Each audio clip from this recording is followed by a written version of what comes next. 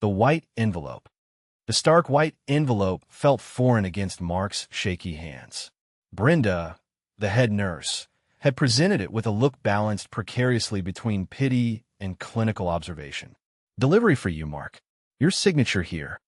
He'd scribbled his name, an illegible hieroglyph, on the digital pad. Back in his room, the envelope lay on the pristine bedspread, radiating a silent menace. He anticipated its contents. The oppressive weight, the clinical pallor of the paper, the knot forming in his gut, all screamed of calamity. He paced the small room, a restless spirit trapped within four walls. 3 weeks. 3 weeks navigating the labyrinth of AA, enduring grueling therapy, confronting the ruins of his former life. 3 weeks sober. And now this harbinger. Finally, he snatched it up, the paper fragile and unyielding under his trembling touch. He tore it open, the sound of decisive fracture in the still air. Legal documents. The typed script swam before his blurring vision. He recognized the law firm. Sarah had retained them before. Divorce papers. He collapsed onto the edge of the bed, the pages drifting around him like discarded hopes. Paragraphs sharpened into focus, each sentence a hammer blow. Assets, liabilities, custody. A small mercy, they had no children. Then, a word branded itself into his consciousness: desertion. His breath caught in his throat. Desertion? He'd sought help to salvage their marriage, to reclaim himself. Could that be construed as abandonment? A wave of sickness crashed over him. He reread the clause, the legalese now a series of nails sealing their fate. Crushing the papers in his fist, the formal language dissolved into a meaningless jumble. A guttural cry threatened to erupt, but choked in his constricted chest. He was supposed to be healing, not shattering. This could undo him completely. He staggered to the window, the waning sun painting long, accusatory stripes across the floor. He could almost taste the vodka, feel its fiery kiss on his parched throat, the sweet surrender of oblivion that beckoned. Just a single drink, just one to blunt the jagged edges of reality. He knew the route to the nearest liquor store intimately, a mere 20-minute walk. He could slip away and return unnoticed. He gripped the windowsill, his knuckles bone white. He had to resist. He had to cling to Dr. Evans' counsel, the mantras he'd recited endlessly in AA meetings. One day at a time. A threadbare cliché, but his only lifeline. He squeezed his eyes shut, conjuring Sarah's face, the weary blend of sorrow and disappointment that had become her permanent mask. He had inflicted so much suffering. And now this culminating blow. He sank to the floor, the crumpled decree a cold, hard weight pressing against his chest. The craving was a ravenous beast tearing at his insides, but within the darkness, a fragile ember of resolve glowed. He wouldn't yield. Not this time. Flashes of yesterday. The rehab cafeteria hummed, a dull backdrop Mark barely noticed. Lost in the pale reflection staring back from his thin vegetable soup, yesterday bled into his present. Sarah, a vision in ivory lace, her gaze alight as she processed down the aisle. He recalled the unadulterated bliss of that wedding, the unshakable conviction they were creating an enduring bond. Blissful hikes amidst the Rockies' grandeur, intimate evenings basking in the heart's glow, the comfortable cadence of their life together. But the sweetness curdled, the firm's cuts. A prickling anxiety took root, his constant shadow. At first, a solitary after-work beer offered respite. Then two. Then wine by the bottle. It dulled the sharp edges of fear, quieted the internal chorus of inadequacy. He pictured the ice's delicate chink in glass, the whiskey's amber swirl, the fiery path it cut. Sarah's visage, first lined with concern, then hardened by resentment. "You're a stranger, Mark," she declared, her voice strained with contained anguish. The memory stung. He, muddled and defensive, mumbled about needing to de-stress the pressures he faced. Pressures? Is that your excuse? You're drowning, Mark, dragging us under with you. Her voice cracked, near breaking. He'd witnessed the unshed tears gathering, yet he'd averted his gaze, reaching once more for solace in the bottle. "Coward," a voice echoed within. He shoved the bowl away, the metallic undertone of the broth turning his stomach. Engrossed in his own anxieties, his own self-pity party, he'd failed to see her pain. He'd succumbed to the darkness, alienating the one soul who truly cared. And now she was slipping away. The papers. A shudder racked him. What had she decided? He had to know. He had to understand her perspective. He had to make amends, even if redemption lay beyond his grasp. Even if the man she once cherished had vanished, leaving behind only this fragile, broken reflection in the soup. Therapy and truth. The floral pattern on the waiting room wallpaper swam before Mark's eyes. Even the carefully curated selection of magazines couldn't distract him. He felt like a kid sent to the principal's office, a low hum of anxiety vibrating through him. Mark, a woman with kind eyes and a soothing voice, stood in the doorway. "Come on in." Dr. Anya Sharma's office was a sanctuary of calm, all soft lighting and muted colors. Mark sank into the plush armchair, the leather cool against his skin. He hadn't expected to feel so exposed. "So," Dr. Sharma began, her voice gentle. "Sarah filed for divorce. That must be difficult." "Difficult?" Mark scoffed, a bitter laugh escaping him. "It's like being stabbed in the back. We were supposed to be a team. Now I'm alone." He ran a hand through his already disheveled hair. The urge to reach for a drink was a phantom limb, a constant, nagging ache. "You feel betrayed," Dr. Sharma observed. "Betrayed, abandoned, humiliated. Take your pick," Mark said, the words laced with self-pity. "I'm in rehab, trying to get better, and she does this. Where's the support? The understanding?" Dr. Sharma leaned forward slightly. "Mark, I understand that you're hurting, but I also need to ask you, what role do you think your drinking played in Sarah's decision?" The question hung in the air, thick and heavy. Mark shifted uncomfortably. "It wasn't ideal, okay? But I was functioning. I had a job. I paid the bills. Functioning isn't the same as thriving, Mark. And paying bills doesn't equal a healthy relationship. Sarah must have felt something was missing, something she wasn't getting from you. What do you think that was?" He avoided her gaze, focusing instead on a small, abstract sculpture on her desk. He had been avoiding Sarah's gaze for months, maybe even years. The truth was a bitter pill, and he'd always preferred the numbing embrace of whiskey. "I don't know," he mumbled, the words barely audible. "Let's explore that," Dr. Sharma said, her voice still calm, unwavering. "Let's talk about the silences, the unspoken resentments. Let's talk about the Mark Sarah experienced when he was drinking." The fight drained out of him. He was tired of fighting, tired of deflecting, tired of lying to himself. Maybe, just maybe, facing the truth was the only way to find his way out of this mess. The legal puzzle. The stale coffee tasted like burnt pennies, but Mark needed the caffeine. He'd slept fitfully, plagued by dreams of shattered glass and Amelia's cold, accusing eyes. Group therapy this morning felt less like support and more like a firing squad. Across the circle, a gaunt man with perpetually twitching hands, named Robert, was holding court. "And that's how I got her on constructive abandonment. She said she was leaving for a week, a spa retreat, but under the law, intent is everything." Bam! Case closed. Mark hadn't been listening closely before, but abandonment snagged his attention. He shifted in his plastic chair, the squeak echoing in the suddenly silent room. Dr. Albright, the group facilitator, cleared his throat, a signal for Robert to relinquish the floor. But the word hung in the air. Abandonment. His divorce papers. They were buried somewhere in his locker, a testament to his failure. He remembered skimming them, agreeing to everything just to avoid a fight, to make the whole mess go away. Had Amelia abandoned him? He'd been the one in rehab.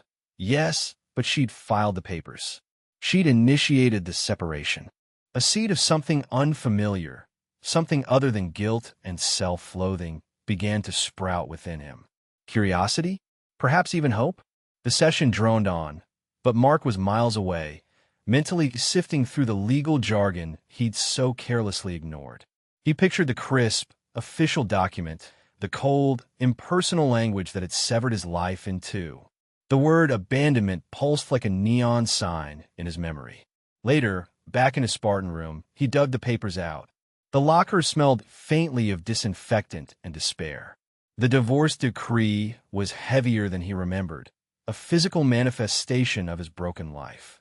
He spread the pages on the narrow bed, his hands trembling slightly.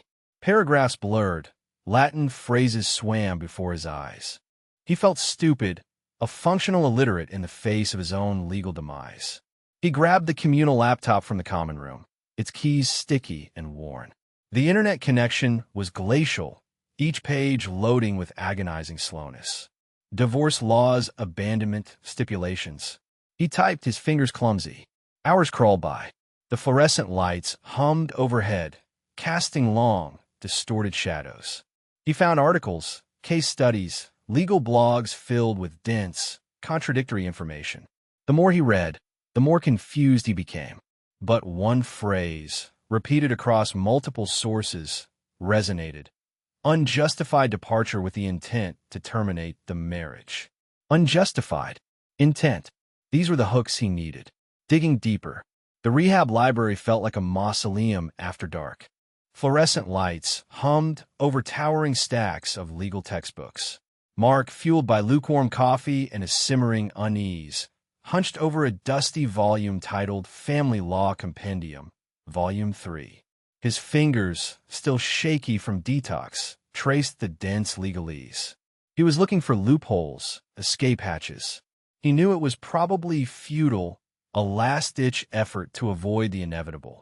But he couldn't shake the feeling that something was off. Sarah's sudden, decisive move felt calculated. Abandonment. Mental capacity.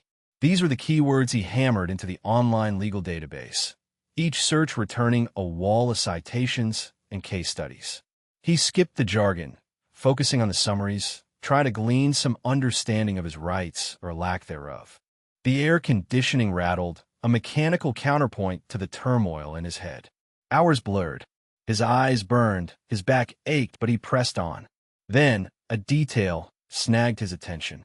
A clause regarding the waiting period for a divorce based on abandonment. It stipulated a minimum separation period before filing, unless. He scrolled further, finding the exception, unless the abandoning party is demonstrably incapacitated and unable to understand the consequences of their actions. Demonstrably incapacitated. That was him, wasn't it? He pulled up the digital copy of the divorce papers Sarah's lawyer had sent. He'd barely glanced at them before, overwhelmed by the finality of it all. Now he scrutinized the dates. The date of separation listed was barely a week after he'd checked into rehab. A week. His breath hitched. A week to prove he was so far gone, so incapable, that he didn't even deserve to be consulted? It felt wrong. It reeked of something rotten. He cross-referenced the date with the medical evaluations he'd undergone during his intake. The forms were dated several days after the separation date listed on the divorce papers. The discrepancy was small, maybe just a clerical error, but it planted a seed of doubt that quickly sprouted into full-blown suspicion. He closed the laptop, the screen reflecting his haggard face. The library was silent except for the hum of the lights and the frantic drumming of his own pulse. He had something, a thread, maybe, but it was enough to pull. A friend's help. The phone felt alien against Mark's ear, cold plastic a stark contrast to the sterile warmth of the rehab center. He punched in David's number, the automated voice reminding him how many minutes he had left. He pictured David in his small, cluttered apartment, surrounded by computer parts and half-eaten takeout containers. "Chun," David answered, his voice a familiar anchor. "It's Mark." A pause. "Mark? You okay? I haven't heard from you. I'm in rehab, Dave." The words tasted like ash in his mouth. Another longer pause. Mark could practically hear David processing the information, his analytical mind whirring. "Okay," he said finally, carefully neutral. "Okay, what can I do for you?" Mark hesitated. This was a big ask, a potential breach of trust. "It's about Sarah." He lowered his voice, even though the nearest person was across the common room, engrossed in a game of solitaire. I need you to do something for me. Something discreet. Discreet how? David asked, the word laced with a hint of suspicion. He knew Mark well enough to understand that discreet usually meant potentially illegal, or, at the very least, ethically questionable. I need you to look into her finances. See if she's moved any money around recently. Anything significant. Silence. Mark braced himself for the inevitable lecture. David, with his unwavering moral compass, had never been shy about calling him out on his bad decisions. But instead, David simply asked why. Mark struggled to articulate his suspicions, the fear and paranoia swirling inside him. I don't know, Dave. Something feels off. The divorce, the timing, it all seems too convenient. I think she might be hiding something. He didn't mention the photograph. He couldn't. David sighed, the sound crackling through the phone line. You know this is a big ask, right? And there's a good chance you're just paranoid. Rehab can do that to you. I know, Mark said, his voice barely a whisper. But I need to know. I need to be sure. The silence stretched on, punctuated only by the faint hum of the phone line. Finally, David spoke. All right, he said. I'll do it, but no promises about what I'll find. And Mark, if you're wrong about this, I understand, Mark said, relief flooding through him. Thank you, Dave. I owe you one. Just get better, Mark. That's all I want. The line went dead. Mark stared at the phone in his hand, the plastic suddenly feeling warm. He had just set something in motion, something that could either vindicate him or destroy him completely. He took a deep breath, the sterile air filling his lungs. There was no turning back now. The hidden account. The chill of the laptop casing bit into David's perspiring palms. He'd promised Mark an answer, a debt David always repaid, particularly when suspicion reeked of treachery. He burrowed into the bank's digital fortress, each mouse click amplified in the stillness of his apartment. Numbers and dates, Sarah's SSN and birthday, resurrected from discarded tax papers Mark had entrusted to him years back, tucked away in the steel trap of his memory. He cracked the security protocols, granting him access to her financial chronicle. Weeks dissolved into months as he backtracked, his gaze sweeping for irregularities. He filtered out the mundane, groceries, fuel, the hum of online commerce. Then he spotted it, a series of substantial withdrawals, veiled as consulting fees, all channeled into a nascent account at a bank unknown to David. He cross-referenced the account number against a directory of financial institutions. Jackpot, a discreet, offshore haven in the Caymans. The printer word, ejecting the incriminating statements. David's fingers traced the sharp edges of the paper. This wasn't carelessness. It was calculated deception. A cold dread coiled in his gut. Mark had to know, but how to deliver the blow. He located Mark in the rehab's common area, absorbed in a sketchpad. Sunlight bathed his face, highlighting its delicate architecture. He looked serene. David faltered. Mark, he began softly, settling into a chair. Mark glanced up, a shadow of unease clouding his features. Hey, what's up? David pushed the documents across the table. I looked into Sarah's finances. Mark's brow creased as he picked them up, skimming the pages. The blood seemed to drain from his face. What is this? A clandestine account, David stated, his voice hushed. Opened a few months before you check yourself in. The transfers, they originated from your shared funds. Mark's gaze locked onto the figures, his hands beginning to tremble. How much are we talking? David hesitated, then confessed, nearly $250,000. Mark's eyes snapped shut, a ragged sigh escaping his lips. I knew it, he rasped, his voice breaking. I felt it in my bones. David reached out, his hand finding Mark's shoulder. I'm so damn sorry, man. Mark opened his eyes, the hard-won peace now gone, replaced by a desolate emptiness. What do I do, David? David squeezed his shoulder in reassurance. We'll navigate this. Together. He paused, the weight of his words settling between them. I'm truly sorry, Mark. For all of it. The email trail. Mark fidgeted in the plush leather chair, the scent of old money and polished mahogany doing little to soothe his frayed nerves. He pushed the flash drive across the vast expanse of Mr. Harrison's desk. It's all there. Account statements, everything. Harrison, a man whose face seemed perpetually carved from granite, didn't immediately react. He picked up the drive, turning it over in his large hands. "And you're certain this account was unknown to you during the marriage?" "Positive. Sarah handled all the finances. I wasn't exactly paying attention back then." Mark winced, the admission tasting like ash in his mouth. He remembered the haze of those years, the constant need for a drink to quiet the roaring in his head. Harrison finally plugged the drive into his computer. Right, this could be significant. However, proving she deliberately hid assets is only part of the battle. "I want everything. All communication, emails, texts, everything between your wife and her attorney from 6 months prior to the filing date up to the present." Mark paled. "That's a lot." "It is," Harrison agreed, his eyes still fixed on the screen. "But if there was collusion, an attempt to manipulate the timeline for a more favorable settlement, it will be in those communications." Days later, Mark sat in Harrison's office again, the air thick with anticipation. Harrison swiveled his chair, his expression grim. "We have them, Mark. The emails. It's calculated." He gestured to the screen. Lines of text scrolled by, Sarah's crisp, efficient language interspersed with her lawyer's equally precise replies. Mark felt a cold dread settle in his stomach as he read. "Sarah, if we can push the filing date back by a few months, claiming irreconcilable differences arose later, it would significantly minimize the risk of him contesting based on the marital misconduct clause." Lawyer understood. "We can certainly emphasize the recent deterioration of the relationship. Make sure all documentation reflects this timeline. Any evidence to the contrary should be managed." Another email, a week later. "Sarah, I've misplaced the receipts for the lake house renovations.